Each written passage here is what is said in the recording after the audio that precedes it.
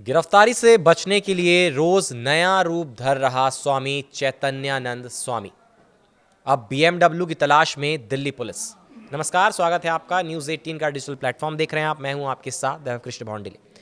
Delhi police सूत्रों से मिली जानकारी के मुताबिक खुद को आध्यात्मिक गुरु बताने वाला 62 वर्षीय चैतन्यानंद सरस्वती अब भगोड़ा बन चुका है। वह गिरफ्तारी से बचने के लिए रोज नया वेश धर रहा है।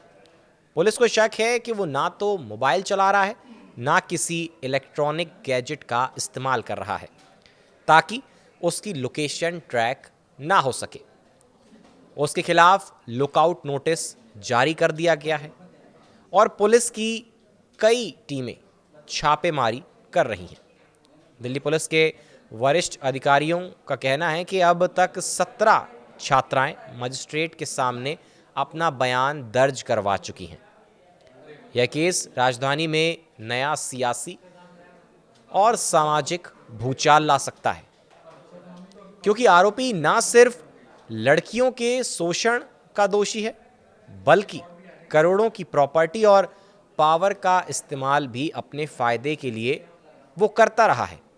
सूत्रों के मुताबिक चैतन्यानंद ने अपने मोबाइल फोन से हॉस्टल और संस्थान की हर जगह पर लगे CCTV कैमरों का एक्सेस ले रखा था।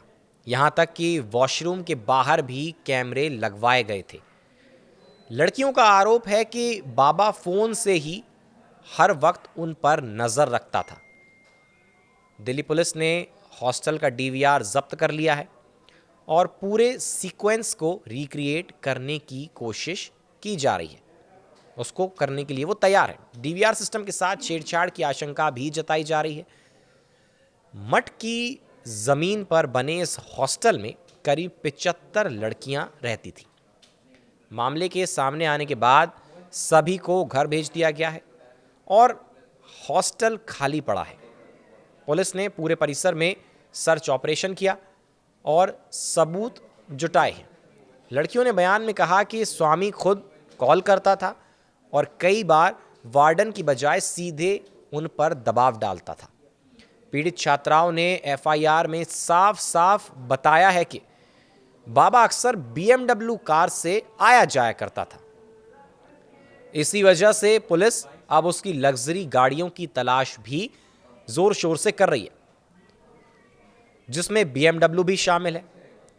जांच में यह भी सामने आया कि बाबा ने संस्थान की जमीन और बिल्डिंग्स पर कब्जा कर रखा था और उन्हें प्राइवेट कंपनियों को किराए पर दे रखा था। लाखों की कमाई उसने महंगी गाड़ियां जो हैं वो खरीदी, वो इसी कमाई से खरीदी। दिल्ली पुलिस की जांच में यह भी पता चला है कि चैतन्यानंद ने अब तक 28 किताबें लिखी हैं। खास बात यह है कि इन पुस्तकों की प्रस्तावनाएं कई नामी हस्तियों ने लिखी हुई हैं और कुछ किताबें ई-कॉमर्स प्लेटफॉर्म पर बिक्री के लिए उपलब्ध भी हैं। यही पब्लिक इमेज उसे एक विद्वान संत के तौर पर दिखाती रही, जबकि अंदर से वह एक शिकारी निकला। दिल्ली पुलिस अब टेक्निकल सर्विलांस के जरिए उसकी लोकेशन खोज रही है, लेकिन क्योंकि बाबा गैजेट्स का इस्तेमाल नहीं कर रहा है, इसलिए उसे पकड़ना एक चुनौती बनता जा रहा है। पुलिस मान रही है कि BMW और अन्य गाड़ियों को ट्रेस करने से उसकी लोकेशन का सुराग मिल सकता है। तो पुलिस लगातार बाबा को ढूंढ रही है।